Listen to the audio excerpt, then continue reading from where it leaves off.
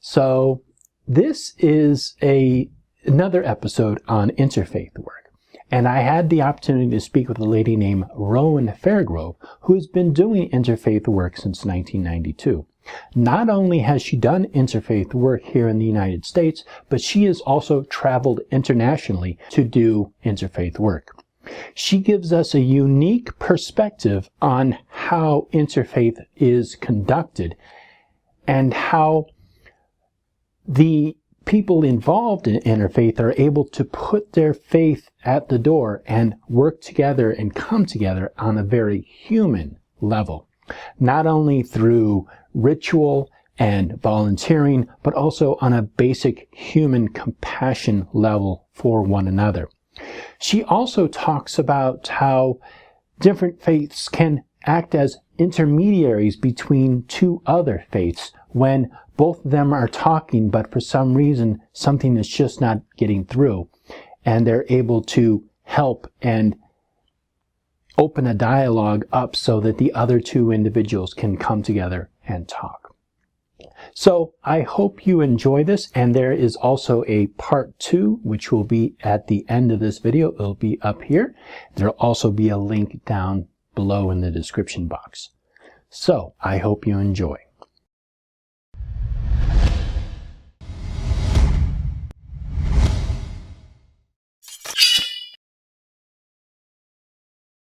Thank you so much for doing this. So I wanted to find out more about interfaith and also give my viewers an insight into what interfaith is. And you were recommended to me. So I thought I would interview you and find out a little bit more about yourself and what your experience has been like in interfaith. Well, happily, I am a elder priestess in a couple of different craft traditions and also senior medium of the American Magic Umbanda House, and I have at one time or another represented both the craft and the Umbanda House in interfaith situations. But I got started back in about 1992. Don Frew, who was currently the Coven of the Goddess representative to the Berkeley Area Interfaith Council, came back all excited that there was going to be this thing called the Parliament of the World's Religions. And the first Parliament of the World's Religions was in 1893 at the Chicago World's Fair. And that's the place where Eastern religions really got known in America. Swami Vivekananda, in particular, was such a compelling speaker that they put him last every day so that the people would stay all day long just so that they could hear the Swami. And so Eastern thought was just huge. And so the center that he had started in Chicago was going, hey, it's 100 years, let's do something. And so the Chicago Local Interfaith Council thought, oh, that sounds like a good idea. So the Vedanta Society and the Chicago Interfaith Council declared they're going to have a centennial of the Parliament of the World's Religions. And so about 8,000 people from about 56 countries and every religion from Aboriginal to Zoroastrian, showed up. And Coven of the Goddess, Earth Spirit Community, Circle, and the Fellowship of Isis all had hospitality suites and all were there in force. And so COG and Earth Spirit Community and Circle all got together to do a big ritual in a park. There was all kinds of, all kinds of drama, but it was really a coming out party for the pagans, a little bit the way it had been a coming out party for the Eastern religions 100 years before. There were Native Americans there, but they tended not to want to talk to anybody. So when people were looking for exotic other, we were who they found, and we had public information officers who was in the suite with the press every morning. We had, we had 40 people who paid their own way from Coven of the Goddess. I don't know quite how many the other organizations had, but 40 people from Coven of the Goddess paid their own way and we had a hospitality suite. We were a presence there. And so that was my first, and I did a paper, I'm a librarian by trade, on the rise of religiously motivated censorship in schools and libraries.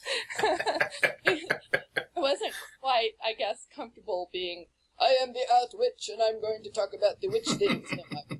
I am a librarian and this is what I'm doing. So I don't know. That was sort of my dabbly foot into the whole interfaith thing, and I was so inspired. It changed my life. It changed my life. Parliament people who went to the Parliament of the World's Religions,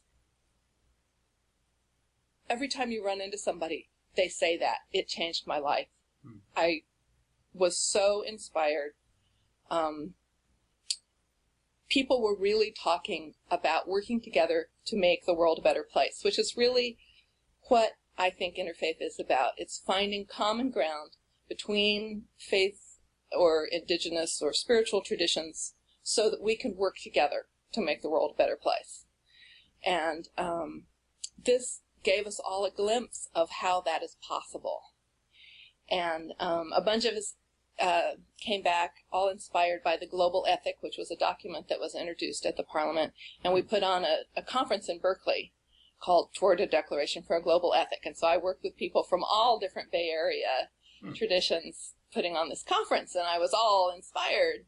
And the Interfaith Center at the Presidio was getting started about the same time, and Bill Swing was starting the United Religions Initiative also in San Francisco about the same time. So San Francisco and the general Bay Area was a hotbed of people talking to each other, and it was amazing. And so there have been subsequent parliaments in Cape Town, South Africa, Barcelona, Spain, and Melbourne, and then this year there will be one in Salt Lake City this fall. So I've been to all of the parliaments. I have my membership in the parliament this fall, and I'll be going. I've also gotten very involved with the United Religions Initiative and been in many cooperation circles, which is what they call their unit of membership. Oh. And I've been in cooperation circles for dialogue, for working for the earth, for bridging between the Parliament and the URI, because here are these two big organizations that don't necessarily talk to each other as much as they should. And so we did programs sort of bringing together the ideas, because the URI was doing a bunch of peace stuff and the Parliament was doing other things, and bringing them together and bridging the differences was what the CC was about. And that was really inspiring, and I worked on that for years. That was my favorite. Now I'm on the Silicon Valley Interreligious Council, which is the Interfaith Council down here in the South Bay.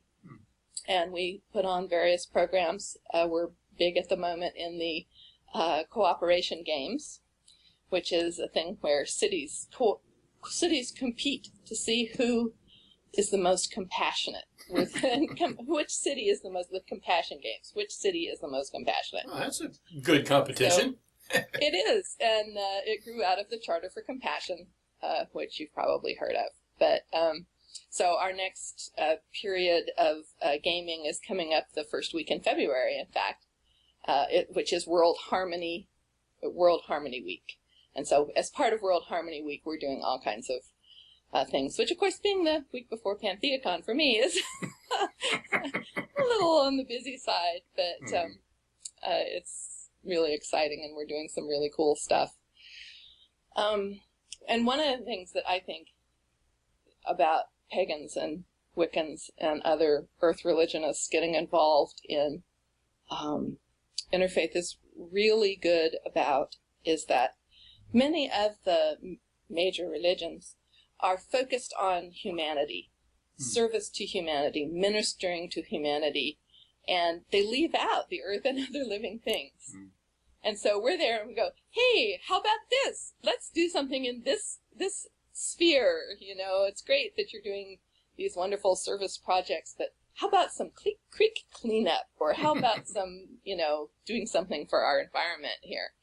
And so one of the things that we're doing, hopefully the first week in February, February 1st, is a planting native plants along some creeks in Mountain View. And hopefully some of us will get out and do that, as well as the various service projects to people that we have planned. There were two things that you mentioned. One was the, I think the CC? Cooperation Circle. Cooperation Circle. Okay. And there was another one that you mentioned, the something compassion, or? The Charter Compassion. That's what it was. Yeah. Could you explain a little bit more about that? So you actually went online and you found the Charter for Compassion. And so it's quite a long document, but on the homepage of their website, which is charterforcompassion.org, as you might imagine, Okay. they have a call to people to be the change. And they believe that a compassionate world is a peaceful world. We believe that a compassionate world is possible when every man, woman, and child treats others as they wish to be treated with dignity, equity, and respect. And so they're calling people to sign the Charter for Compassion and embrace the compassion revolution. And so the Compassion Games is one tiny piece of that, and they have their own website, which is probably compassiongames.org, but I'm not going to look that one up. But that started at a conference of mayors somewhere in the U.S., and these two mayors were talking about, my city's more compassionate than your city. And they said, well, prove it. And so they set up this website, and they encouraged people to record the things they do every day. If you help an old lady across the street, or host a gathering for cleaning up the creek, or if you do whatever it is you do, you fill it in. I did this thing, and these many people were affected, and I was compassionate. And then the two cities could compare how many points. And so they call it a co-opetition, because there are no losers. Making a more compassionate world is always going to be a good thing. And so, anyway, Silicon Valley Interreligious Council has their own Compassion Games website, and so we do things that count toward our compassionate score against all the other cities in the world.